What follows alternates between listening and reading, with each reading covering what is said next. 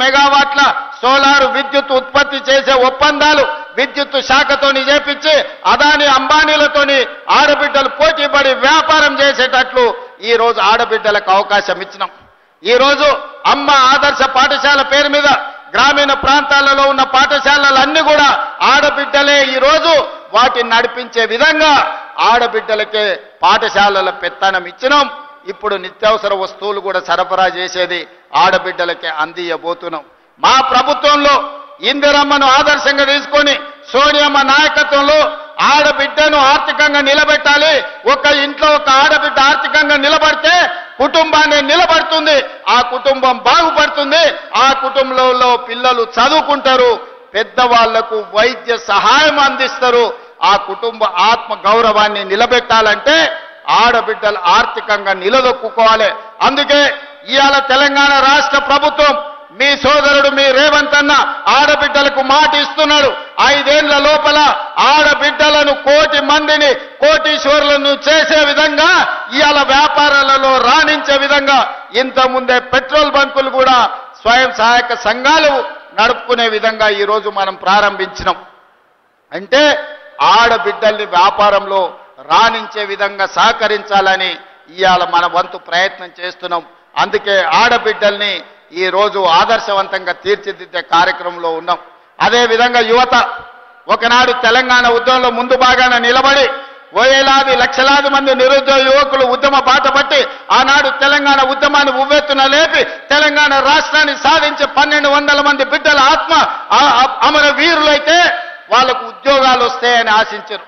కానీ 10 సంవత్సరాలు నిరుద్యోగ యువకులకు ఉద్యోగాలు రాలేదు. కానీ ఉద్యమంలో ముందల నిలబడ్డాని చెప్పిన ఆయన ఇంటి నిండా ఉద్యోగాలు వచ్చినాయి. నేను వాళ్ళని విమర్శించదలుచుకోలేదు, ఎందుకంటే ప్రజలు యువకులు వాళ్ళకి చెప్పాల్సిన గుణపాఠం చెప్పిండ్రు. కానీ మీ సోదరుడు తెలంగాణ రాష్ట్ర ముఖ్యమంత్రిగా బాధ్యతలు చేపట్టిన తర్వాత మొదటి సంవత్సరంలోనే 60,000 ప్రభుత్వ ఉద్యోగాలు ఇవ్వడమే కాదు, ప్రైవేటులో 1,00,000 ఉద్యోగాలు ఇచ్చి 1,60,000 ఉద్యోగాలు నిరుద్యోగ యువకులకు అందించి మీ సోదరుడు తన విశ్వాసాన్ని తన యొక్క నమ్మకాన్ని మీ దగ్గర నిరూపించుకునే ప్రయత్నం చేస్తున్నాడు. ఈ 15 నెలల్లో దాదాపుగా 3 లక్షల కోట్ల రూపాయలు విదేశీ పెట్టుబడులను తీసుకొచ్చి పారిశ్రామికంగా అభివృద్ధి చేయాలనే ప్రయత్నం చేస్తున్నాం. వీటన్నిటి కూడా మీ అండ ఉండాలి, మీ ఆశీర్వాదం ఉండాలి. ఇవాళ ఒక పక్కన మహిళల్ని, రెండో పక్కన రైతులను, మూడో పక్కన నిరుద్యోగ యువకులను, విద్యార్థులను ఆదుకోవాలంటే ఈ ప్రభుత్వానికి మీరు నిండు మనసుతోని ఆశీర్వాదం అందించాలి.